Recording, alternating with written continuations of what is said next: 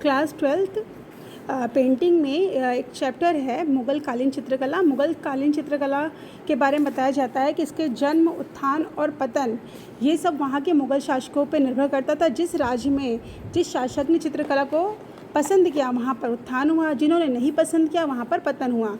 मुग़ल कला का आरंभ मुग़ल काल बाबर के समय से माना जाता है। मुग़ल चित्रकला में क्या था, उसमें इस्लामी प्रभाव पड़ा हुआ था। मुग़ल कला में ईरानी का भी मिला जुला रूप है। राजस्थानी और ईरानी चित्रकला का मिला हुआ रूप मुग़ल चित्रकला है। अब हम इसकी विशेषताओं में आते हैं। मुग़ल चित्रकारी की विशेषता, पहला दरबारी चित्रकारी। दरबारी चित्रकारी का तात्पर्य होता है कि वहाँ पर जो मुग़ल जो शासक हुआ करते थे, जैसे अकबर या कोई भी महान राजा थे, उनके काल में वहाँ अपने अंतर्गत वो दरबारी चित्रकारी है। दरबारी चित्रकारी का तात्पर्य मतलब अपने दरबार में रहने वाले, जैसे कि मंत्री हो, कलाकार हो, राजा हो, रानी हो, या किसी विशेष प्रसंग पर या युद्ध करने गए हैं, अपने साथ वो दरबारी चित्रकारी करते थे। वे क्या होता था कि अपने साथ वो जब युद्ध करने जाते थे तो अपने साथ चित्रकार को लेके जाते थे और वहाँ पर उसी विषय से संबंधित वे चित्रकारी करवाते थे। फिर आता है नेक्स्ट आता है महीन रेखांकन। महीन रेखांकन का मतलब क्या होता है, वहाँ महीन जो चित्रकारी होती थी वो महीन होती थी। वहाँ पर मिनिएचर पेंटिंग जिसके कहते हैं, मिनिएचर पेंटिंग होती थी, उसमें चित्रों को बहुत महीन तरीके से बनाया जाता था। जो महीन रेखांकन वो ईरान से, उसका प्रभाव ईरान से पड़ा है। ठीक है, इसके बाद आता है चित्र कैसे बनते थे। रेखांकन जब हम चित्रों को बनाते थे वहाँ पर क्या था, मुग़ल काल में जो चित्रों को बनाया जाता था उसको कहते थे टिकाई। क्या कहते थे, टिकाई कहते थे। इसी प्रकार जो रंग भरने की प्रक्रिया थी उसको खुलाई या गद्दकारी कहा जाता था। जब लास्ट में जब पेंटिंग पूरी हो जाती थी उसमें जो फिनिशिंग देते थे उसको सच्ची टिकाई कहा जाता था। इसी प्रकार जो वहाँ पर मुग़ल काल में जो कागज़ होते थे वो भूरे रंग के होते थे, वो फारस से आते थे। ठीक है, प्रमुख मुग़ल चित्रकला का प्रमुख विषय क्या है, सब पोर्ट्रेट या सभी। जो पोर्ट्रेट होते हैं उसको सभी चित्र कहते हैं। पोर्ट्रेट में क्या होता था कि केवल चेहरे के हिस्से को बनाया जाता था, उसको सभी चित्र कहा जाता था मुग़ल काल में। एक और भी वहाँ पर एक चश्मे चेहरे का तात्पर्य होता है कि वहाँ पर एक साइड के चेहरे बनते थे। एक चश्मे चेहरे का तात्पर्य उसमें जो चेहरे होते थे प्रायः एक साइड के होते थे, जिसमें एक आँख दिखाई देती थी और एक नाक साइड से इस तरह चेहरा बनाया जाता था, उसको कहते हैं एक चश्मे चेहरे। मुग़ल चित्रकला को रीढ़ की हड्डी कहा गया है क्योंकि मुग़ल काल में जो भारत में चित्रकला का विकास हुआ था, मुग़ल काल को रीढ़ की हड्डी कहा जाता है क्योंकि भारत की चित्रकला में मुग़ल चित्रकला का महत्वपूर्ण योगदान रहा है। इसी प्रकार यहाँ पर रंग की जो विशेषता थी, मुग़ल काल में प्राकृतिक, खनिज व कृत्रिम 3 प्रकार के रंगों का प्रयोग किया जाता। प्राकृतिक रंग जो होते थे वे होते थे फूल पत्तियों से जो प्राप्त किए जाते, प्रकृति के द्वारा प्राप्त किए जाते थे। खनिज रंग होते थे जो खुदाई से मिलते थे, कुछ खुदाई से या पत्थरों से जो वो होते थे खनिज, उनसे ये रंग बनाए जाते। और कृत्रिम रंग होते जो वो प्रायः वो बनाते थे, उसको कृत्रिम रंग कहा जाता था। इसी प्रकार यहाँ पर आउटलाइन का प्रचलन था। मुग़ल कालीन में जो चित्रकारी की जाती थी उसमें प्रायः आउटलाइन किया जाता था और जो आउटलाइन की जाती थी वो काले रंगों से की जाती थी। एक अन्य विशेषता वहाँ बॉर्डर पे क्या होता है, बॉर्डर जो पेंटिंग जब बन जाती थी उसके चारों तरफ बॉर्डर बनाया जाता था। बॉर्डर में फूल पत्ती को भरा जाता था।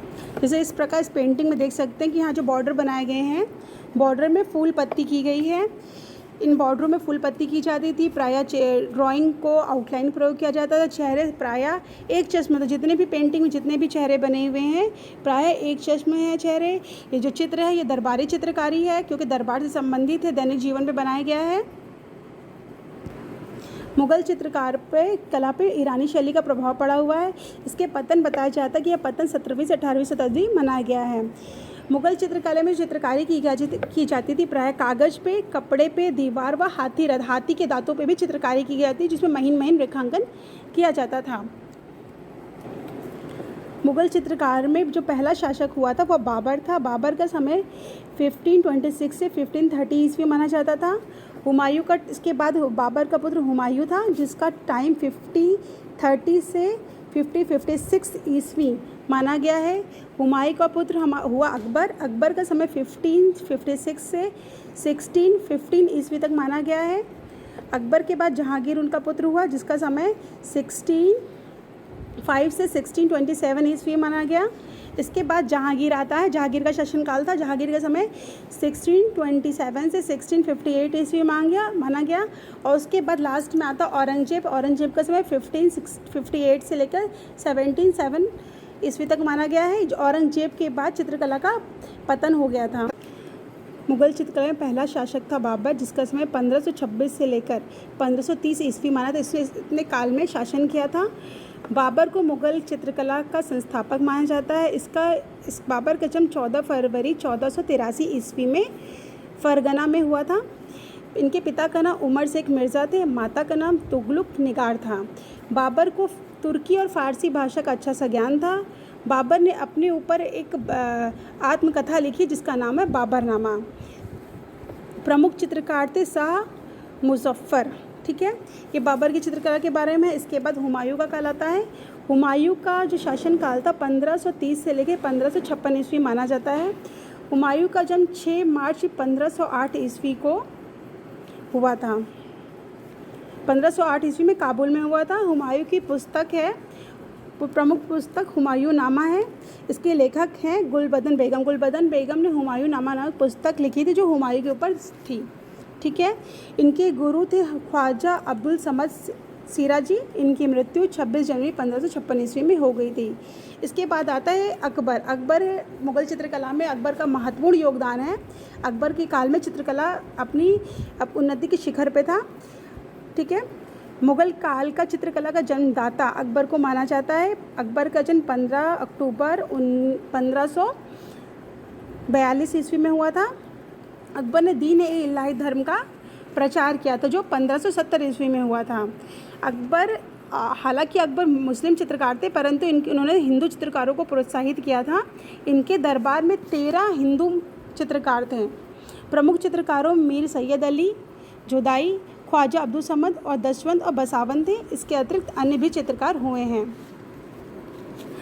अकबर ने आईने अकबरी लिखी थी। अबुल फजल ने अकबर के ऊपर आईने अकबरी चित्र ग्रंथ लिखा जिसमें सलीम के जन्म का चित्र भी है। ठीक है, व्यक्ति चित्र अधिक बने हैं। व्यक्ति चित्र मतलब यहाँ पर के किसी प्रकृति को को ध्यान में ना रखकर पर्टिकुलर किसी राजा की या रानी की या मंत्री की या किसी गुणकार के चित्र बनाए गए हैं। चित्रों में संयोजन है। चित्रों में भीड़ बहुत नज़र आती है। किसी युद्ध का चित्र या बाजार का चित्र, उसमें चित्रों में बहुत सारी संख्या में लोग नज़र आते हैं। अकबर की चित्रकला में के काल में अकबर ने भवन निर्माण और चित्रकला को महत्व दिया था। अकबर के काल में बहुत अलग अलग शहरों में उसे भवन का निर्माण किया था, जिसके उदाहरण आज भी हमें देखने को मिलते हैं। अकबर ने चित्रशालाएं स्थापित की थी आगरा, फतेहपुर सीकरी, लाहौर में। चित्रों में जानवरों की अधिकता थी। चित्रों में जानवरों, प्रकृतियों, नेचर को दिखाया गया है। मुगल चित्रकला का मुगल शैली का जन्म जो था मीर सैयद अली के द्वारा माना गया है।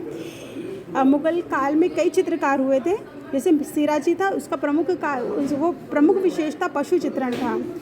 दसवंत थे जिन्होंने जयपुरी चित्रकला में मतलब इनके चित्रों में जयपुरी का प्रभाव पड़ता है। अब बसावन थे, उन्हें व्यंग्य चित्रकार के रूप में जाना जाता है। अकबर के बाद का समय है जहांगीर का। इनका शासनकाल 1605 से लेकर 1627 ईस्वी माना जाता है। जहांगीर का जन्म 30 अगस्त 1559 ईस्वी में हुआ था। इनके बचपन का नाम सलीम था। मुगल काल का स्वर्णकाल जहांगीर के काल को कहा जाता है। जहांगीर के काल में इन्होंने ईरानी शैली का अंत माना जाता है। इन्होंने नई कला को विकसित किया था।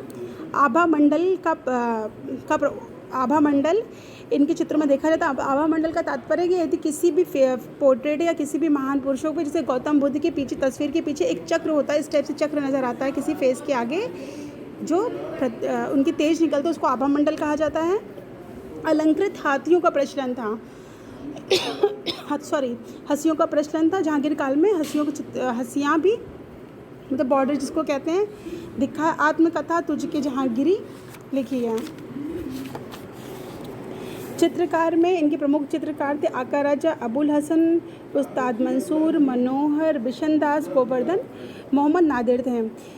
एक अन्य चित्रकार थे जिसका नाम मंसूर था। मंसूर क्या थे? इनकी प्रमुख चित्र पशु पक्षी थे। इनका प्रसिद्ध चित्र उस्ताद मंसूर का प्रसिद्ध चित्र एक बाज है, इसमें बाज के चित्र को दिखाया गया है। यहाँ पर पीछे बॉर्डर का प्रचलन था तो बॉर्डर बनाया गया है। ये जहांगीर काल का चित्र है। जहांगीर काल में प्रकृति चित्रण, स्त्रियों की जो वेशभूषा में तो राजस्थानी प्रभाव दिखाई देता है। इसके बाद जहांगीर के बाद शाहजहाँ का समय आता है। इसका समय 1627 से लेकर 1658 ईस्वी तक है। जन्म जहांगीर का जन्म 5 फरवरी 1552 ईस्वी लाहौर में हुआ था। स्थापत्य कला का स्वर्ण काल कहा जाता है। स्थापत्य कला मतलब यहाँ पर भवन निर्माण, जहाँ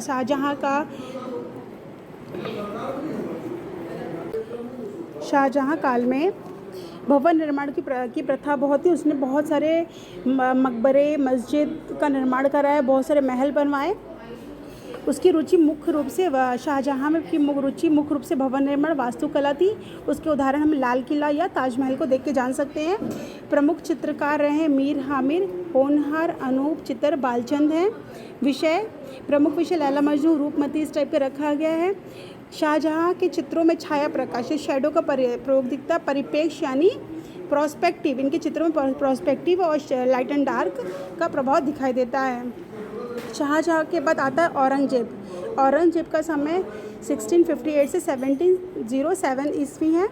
ठीक है, इसका जन्म 3 नवंबर को हुआ था 1618 ईस्वी में उज्जैन में। औरंगजेब के युवा से वृद्धावस्था तक के चित्र प्राप्त होते हैं। एक ऐसा चित्रकार है औरंगजेब भी जिसके बचपन से लेकर अभी तक के युवा तक अवस्था के चित्र प्राप्त हुए हैं। औरंगजेब शाहजहाँ के चौथे पुत्र थे, तो जो राजगद्दी पे बैठे थे। इनका अन्य नाम आलमगीर है। इस काल में इस्लाम धर्म के चित्र बनना वर्जित था, क्योंकि जो औरंगजेब को चित्रकारी में बिल्कुल रुचि नहीं थी। उस पर वो बैंड लगा देते थे, एक तो उसको वर्जित थी, जो इस तरह धीरे धीरे मुग़ल काल में चित्रकला का पतन होने लगा, क्योंकि औरंगजेब लास्ट शासक थे जिनको ही चित्रकला के विषय में बिल्कुल रुचि ना होने के कारण चित्रकला का अंत हो गया।